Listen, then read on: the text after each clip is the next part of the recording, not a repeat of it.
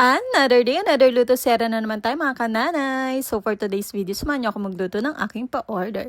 Yes, may pa-order tayo. Kaya happy na naman ang person na money is life. Char! At isa na naman nga pong super blessed na araw para sa nanay na to dahil meron nga tayong pa-order. Ang akin ngang lulutuin ngayon ay yung ating bundled offer na 1,300 na puro small bilao. Laking pasalamat ko naman talaga na kahit pa isa-isang bundle nga, may nare-receive akong order ngayon dahil talagang sobrang matumal talaga ang ating business ngayon mga ate ko. Sa pagbibusiness talaga, hindi araw-araw Pasko. Dadating talaga yung mga araw na susubukin yung tatag ng loob mo. Kaya pag dumating yung araw na yon, huwag ka basta-basta susuko. Isipin mo na lang yung mga araw nung nag-uumpisa ka pa lang. At mas lalo mo pa dapat galingan. Kailangan patunayan mo sa sarili mo na kaya mo, hindi para sa ibang tao, kundi para sa sarili mo. Samahan mo lang ng dasal at tiwala sa sarili. Yun lang at thank you Lord dahil success ngayong araw.